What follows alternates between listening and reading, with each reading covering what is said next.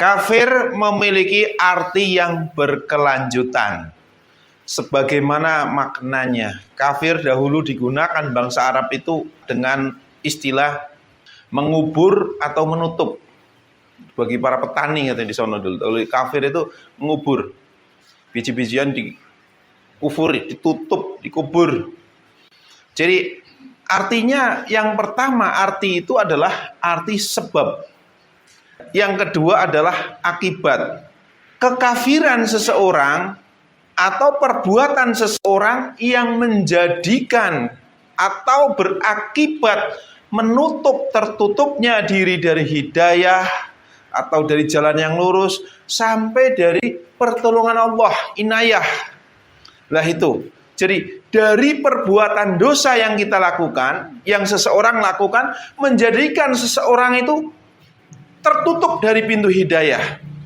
Itu dua makna yang berkelanjutan.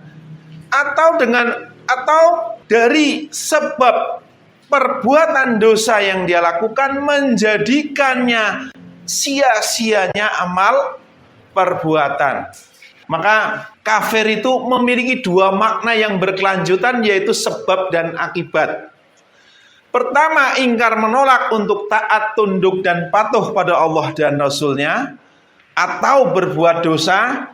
Dan makna yang kedua adalah akibat dari ketidaktaatan tersebut, akibat dari perbuatan dosa tersebut, akhirnya menutup diri dari pintu hidayah, dari pintu jalan yang lurus, atau rusaknya amal perbuatan. Maka di dalam Quran surat At-Takasur, contoh dalam Quran surat At-Takasur, Bismillahirrahmanirrahim, Alhaqumut takasur hatta zurtumul maqabir. Bermegah-megahan telah melalaikan kamu.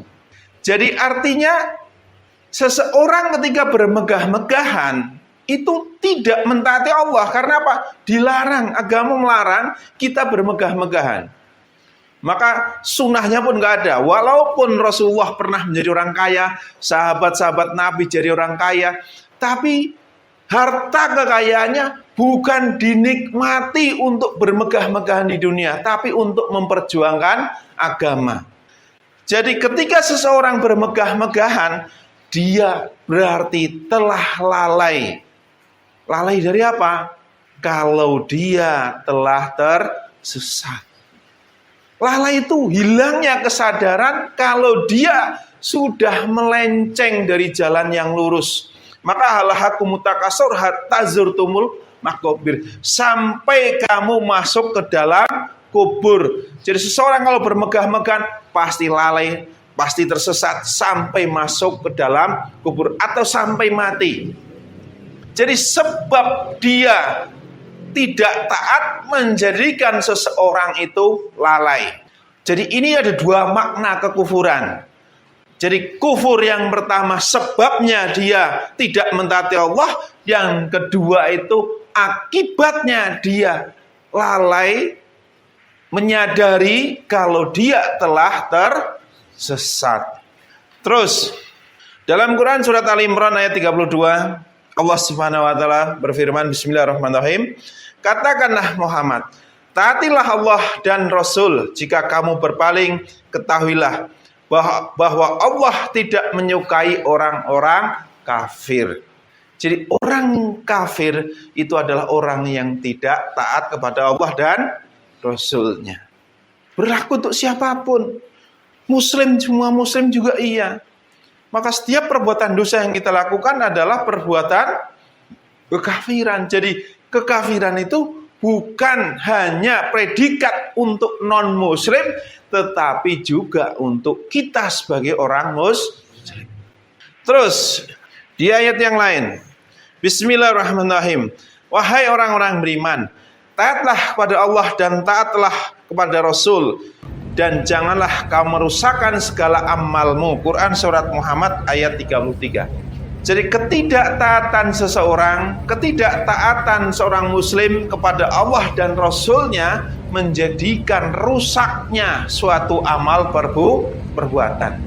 Maka jaga, jangan sampai kita beramal Setiap hari kita sholat, kita berbuat baik dan sebagainya, hanya karena kita berbuat dosa yang menjadikan amal perbuatan kita sia-sia. Kita nggak tahu dalam sebulan ini, dari bulan lalu hari ini kita sholat 5 waktu, sholat mana yang diterima oleh Allah? Semoga sih semuanya diterima. Tetapi ketika kita melakukan ketidaktaatan pada Allah dan Rasulnya, bisa jadi itu akan menjadi perusak amal perbuatan. Maka jaga, jangan sampai mengingkari ayat-ayat Allah. Karena ada sebuah hadis yang menerangkan, ketika kita mengingkari satu ayat dari Al-Quran, berarti kita telah mengkufuri isi Al-Quran. Kenapa?